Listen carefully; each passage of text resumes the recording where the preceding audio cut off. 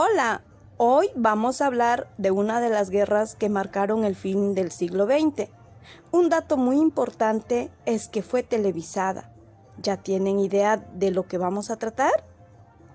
Exacto, la Guerra del Golfo Pérsico, también conocida como Operación Tormenta del Desierto. En la Guerra del Golfo Pérsico de 1991, la supremacía militar estadounidense aniquiló al que Occidente consideraba el cuarto ejército más poderoso del mundo, el iraquí. Los muertos aliados fueron menos de 500, de los cuales más de la mitad murieron en accidentes. Las bajas del adversario resultaron muy difíciles de precisar, pero midieron en decenas de miles. La mayor lección de 1991 fue la aparición de una fuerza novedosa que irrumpió dramáticamente junto con la Guerra del Golfo, la transmisión televisiva en directo de las operaciones bélicas.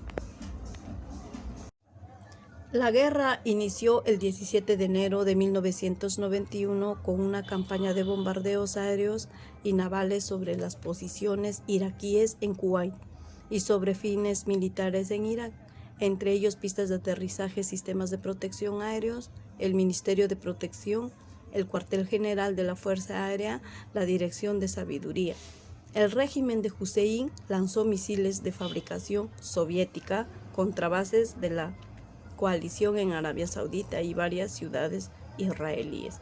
Dichos últimos ataques buscaban formar la participación de Israel en la guerra para ocasionar la salida de Egipto y Siria de la coalición. Pero Hussein no logró su objetivo porque Israel preservó su neutralidad.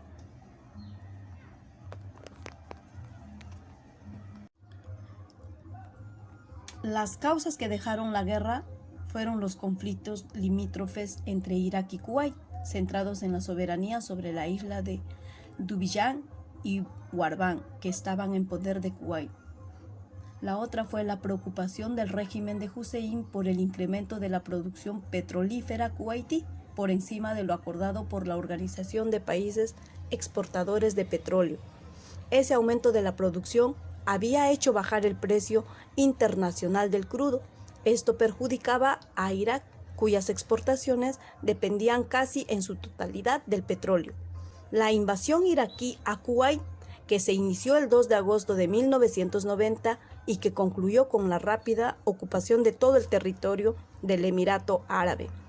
La condena de la invasión por parte de la Liga Árabe y el Consejo de Seguridad de las Naciones Unidas.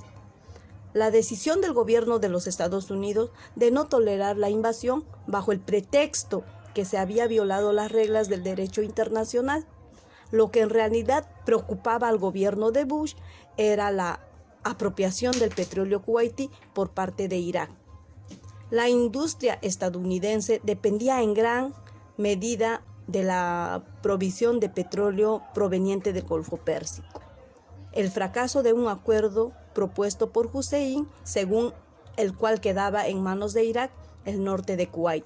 Los Estados Unidos rechazaron esta propuesta y exigieron la completa retirada de las tropas iraquíes. Las consecuencias de la guerra fue la liberación de Kuwait de la dominación iraquí, el debilitamiento del régimen de Hussein. Este debilitamiento fue aprovechado por los chiíes y los kurdos para iniciar rebeliones en el sur y en el norte de Irak, respectivamente. Sin embargo, Hussein logró reprimir las rebeliones y permanecer en el poder hasta el 2003. Otra de las consecuencias lamentables fueron la muerte de 30.000 militares iraquíes, que contrastó con los menos de 500 hombres perdidos por la coalición. El aumento de la presencia de los Estados Unidos en el Golfo Pérsico, con el fin de garantizar la normal producción y distribución de petróleo. El fortalecimiento de la posición internacional de los Estados Unidos, que tras el fin de la Guerra Fría y el mundo bipolar, afirmó su rol como la potencia hegemónica mundial. La destrucción e incendio de los pozos petrolíferos kuwaitíes, que provocó la contaminación de las amplias zonas del desierto y las aguas del Golfo Pérsico. El fortalecimiento del rol internacional de Arabia Saudita, que pasó a ser el líder de la OPEP y el máximo aliado de los Estados Unidos en el Golfo Pérsico. El aumento del resentimiento hacia los Estados Unidos en el mundo árabe, del que se nutrieron diversas organizaciones terroristas para reclutar nuevos miembros y consolidar su accionar.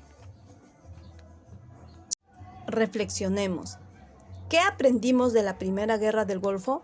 La coalición consiguió liberar a Kuwait, pero el régimen represivo de Saddam Hussein se mantuvo hasta el 2003. Aquel año los Estados Unidos iniciaron la invasión de Irak con el pretexto de que el régimen iraquí disponía de armas de destrucción masiva. El ejército estadounidense no se retiró oficialmente de Irak hasta el 2011.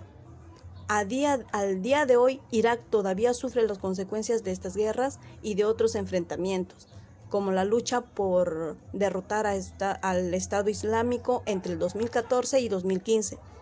La falta de recursos materiales y económicos hace muy difícil la recuperación. Crece el malestar entre la población y cada vez hay más protestas contra la corrupción del gobierno. ¿Por qué la guerra del Golfo pasó a ser un conflicto bélico a un desastre ambiental?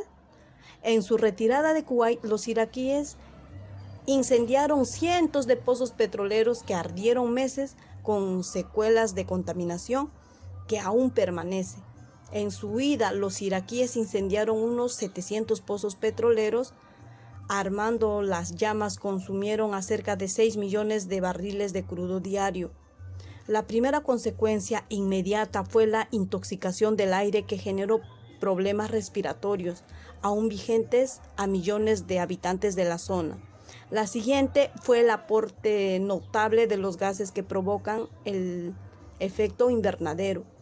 Los emanados equivalió al 60% de dióxido emitido por las empresas eléctricas de Estados Unidos, en ese entonces primer contaminador mundial, y al 2% de todo el dióxido de carbono liberado en todo el planeta a lo largo del año. El sabotaje a los pozos petroleros también afectó al medio ambiente del desierto, que tiene una limitada capacidad natural de depuración. El petróleo que se incendió formó alrededor de unos 300 largos de crudo que contaminaron hasta 40 millones de toneladas de arena y tierra.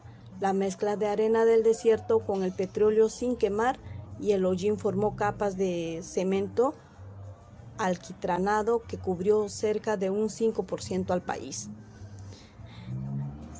El escenario de desastre global afortunadamente no se cumplió. La atmósfera expresó mayor capacidad de absorción que la esperada.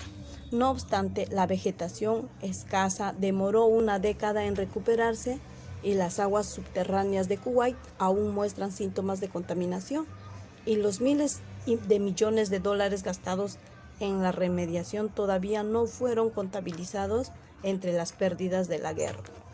No.